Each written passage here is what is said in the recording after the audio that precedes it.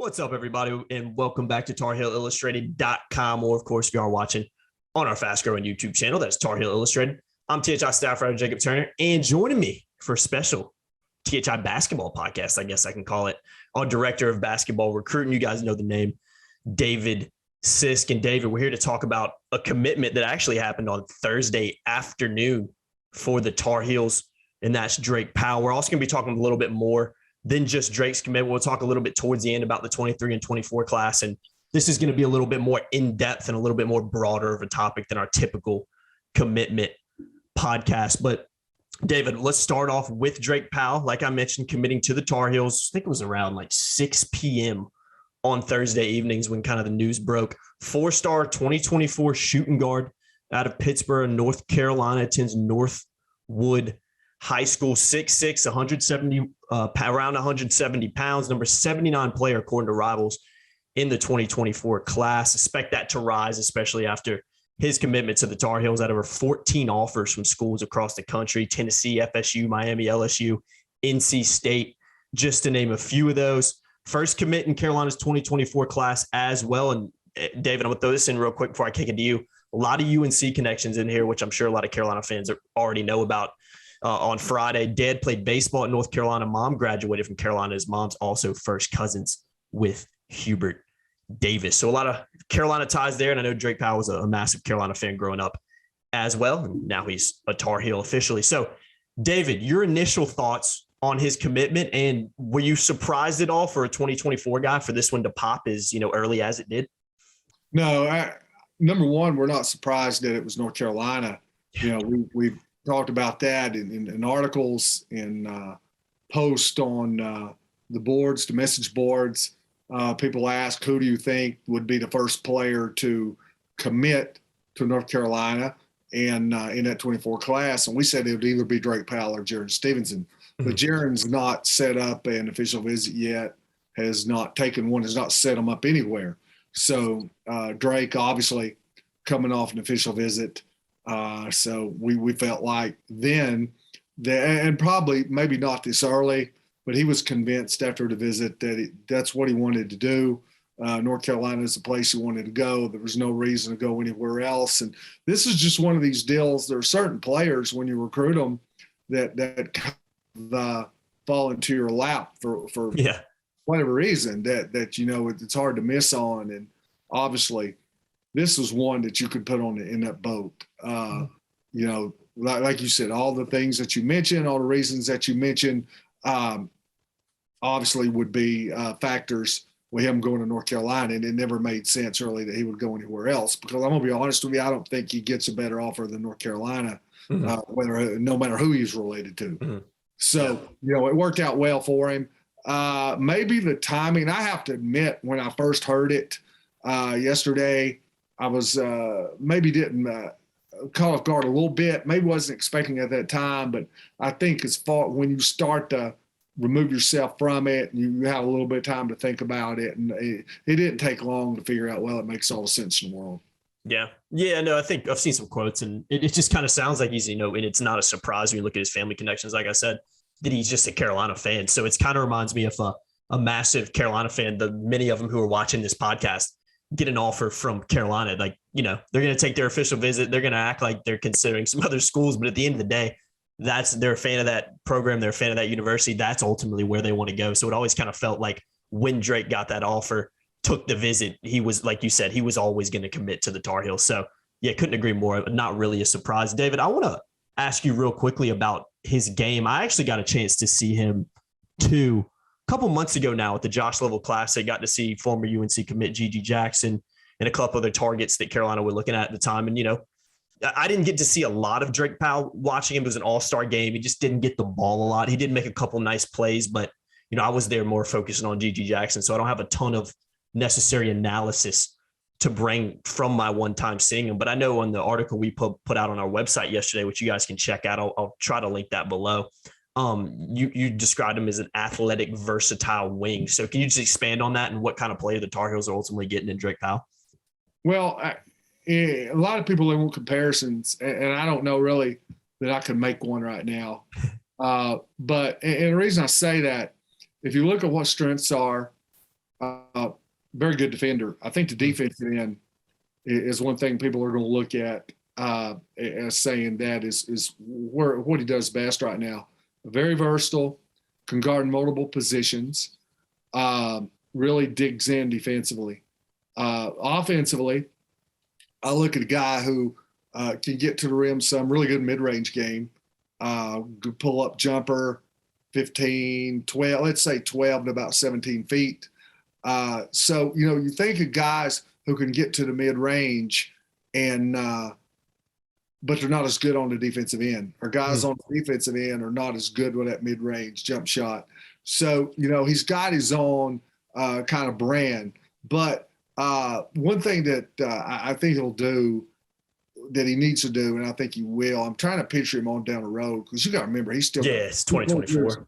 2 full years of high school, and he's not going to reclass. His thing's going to be all about development. So I want to picture him in 2 years when he goes from 175 pounds to 205 pounds. And then what he kind of looks like and where he can kind of go from there. And I really want to see how his game picks up offensively with that. I probably compare him a little bit of what he could be, and I'm thinking down the future to some of those guys like UCLA had this year, who were so good in the mid-range. They kind of switched, they were versatile. Not the most athletic guys in the world, and I think he's athletic, but he's not going to be. Nobody's going to confuse him with Vince Carter. Yeah, I know what you mean. Yeah, but I kind of look at that and wonder if he could go, maybe a Johnny Juzang role or somewhere else. But they were so good offensively, and that's where his game's got to get to. But with his defense, with his mid-range game, he's got some of those traits. Yeah. But like I said, and people might say, well, defensively, the first thing would come to my mind for North Carolina, could you compare him to Leaky Black? He's not as big as Leaky, not as tall, and obviously he's got time to grow, but Leaky's in that 6'8" range, so I don't know that he'll ever get there. Leaky's a lot, is quicker, but Leaky doesn't have the mid-range jump shot that Drake has either. So I could see some people say, well, maybe that would be the closest comparison, but there's a lot of differences too. Yeah. And I mean, like you said, I'm glad you mentioned he's 2024 because it's really early. And I think the biggest thing when you look at him too is, and I know you hit on it a little bit, it's just the frame. I've seen places list him as a shooting guard, some as a small forward, but he's 6'6", like you said, around 170, 175 pounds. You'd expect him to gain a lot more weight than that and bulk up, especially when he gets to North Carolina. But only being, a rising, junior, he's got plenty of time to do that in high school as well. So, yeah, I think that frame is something that Hubert Davis has to be excited about, because it almost seems like with that mid-range, with that defensive ability, you can kind of mold him into the kind of player you want and put him in specific roles because of his height, because of his versatility, and because of his athleticism. So I think that's something that they've got to, really be excited about in that respect. Yeah, I'd like to see him get maybe get another inch on him and get into about 6'7", maybe between 195 and 210. I would look more at about the 205 range. So, you're still, like I said, you're talking, you could be talking getting as much as 30 pounds or somewhere in that range. So, that's one thing. You watch guys play, but he's going, like I said, he's not going to reclass. He'll be a multiple year guy at North Carolina. So instead of thinking what a 16-year-old Drake Powell looks like, I'm trying to wrap my arms around it and really picture him what a 20-year-old I would look like. So, and like I said, as he gets stronger and he gets bigger, his game changes. So I don't know. So things right now that he needs to improve on, he can make those big improvements easily by the time he's that age. Yeah, no, 100%. That'll be something interesting to watch. David, before we wrap this one up, let's kind of switch the focus off Drake for a second and just talk about a little more broader spectrum in terms of Carolina's. We'll start with the 24 class, and then towards the, right after, we'll hit on the 23 class as well. But I want to quote another quote you had in the article we put out on Thursday on Drake Powell when he initially committed about the 2024 class. You said Carolina appears to be in good shape with others in the 2024 class, so this could be the first step in a strong haul for Hubert Davis. How do you see that? I know it's early still. Drake Powell's an early commit in that class, but he's the first one there for the Tar Heels. as of right now, how do you expect that class to potentially shape up, and kind of what's that looking like for the Tar Heels right now? Well, Drake's commitment comes right on the and I got dogs barking up. You're good, man. You want me to come inside calls the birds? I come inside and got dogs. Yeah, you guys missed it. David was outside. We had some birds chirping. I was like, hey, can you move inside real quick? I don't mind too much, but I think some people might. And then you got the dog too, but he's quiet now. So, but anyway, not very quiet. But anyway, with Drake there, that's that early commitment right off the bat.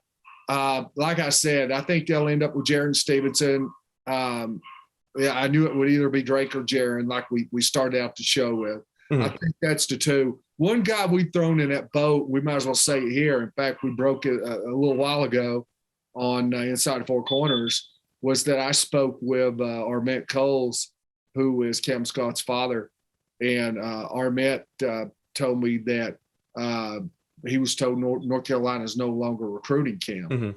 And thought that had to do with the commitment of Drake. And we've always talked about them maybe kind of playing together and they could be compatible, but that was coming from both kids that they would like to play with each other.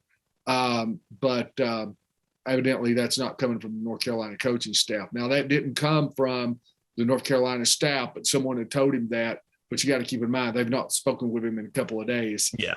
Anyway, so that kind of proved it to me. And also, I think Drake was working on this commitment, getting everything together for basically ever since he took that official visit to North Carolina. So it's basically been very quiet from the North Carolina side toward Cam Scott ever since Drake visited that way. So you're looking at Jaron Stevenson. Like I said, I think Cam Scott's probably off the board now. And also you've got the coach, Hubert Davis, and staff can get out and recruit now. As far as being able to take visits. The recruiting period started on Friday the 9th. They've already been out to Florida and saw Ryan Jones Jr. in Gainesville. But they're going to see some other guys. Here's the way I think it'll go. You've got Drake Powell. You've got Jaron Stevenson.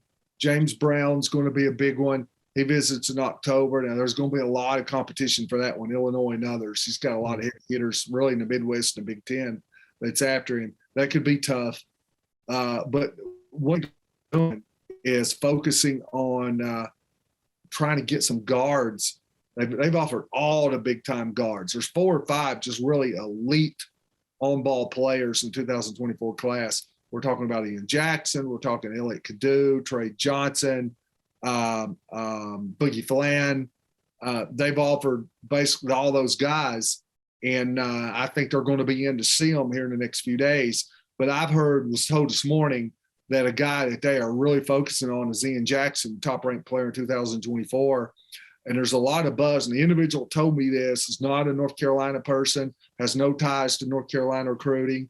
And he told me that he's hearing that is a player that Hubert Davis is really focusing on. They're making a major push. There is buzz on Ian Jackson in North Carolina nationally on the grassroots level behind the scenes.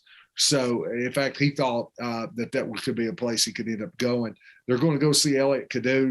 So they've already got Simeon Wilcher in the 23 class. And it looks to me, both of those guys we're talking about, I think they're both going to reclass into 23. So they could not. You got Zayden High coming in too, and I know we're talking about 24. But no, that's fine. I was going to ask you about 23 anyway, so go ahead. Yeah. So you've got him, and the ones that they're really focusing on the guards in 24, the most appear to be Cadeau and Ian Jackson. I know that the Boogie Flan says that he wants to visit too in the 24 class, so he could turn into that top guy in 24 that they're really looking at on the ball. But I think they're looking to add one of those guys, on the ball. So, you could turn up in not this year, but the coming year with an absolutely electric backcourt. Yeah.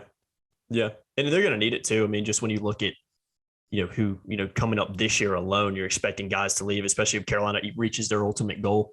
But even after that, I think RJ Davis will stay. Yeah, I think RJ will stay for 4 years. So you've got RJ Davis. You've already got Wilcher, who's going to be ready. For everything I hear, Seth Trimble The real deal. I expect him to be tremendous, especially by his sophomore year. Mm-hmm. So you've already got 3 guys right there that can put the ball in their hands. So you could possibly be looking at a 4th one. I would be curious to see what kind of lineup, if he does all that, what kind of lineup that they could possibly juggle, because that's a lot of quality depth in the back court. So what do they want to do? Do they want to play 3 guards? Do they want 4 guards? I mean, what do they do? So, it's kind of interesting where all this goes. Yeah, most definitely. Real quickly I know you hit on a little bit, but 2023 class, I know Simeon Wiltshire in there right now. Anything else you kind of expecting to shake up over there?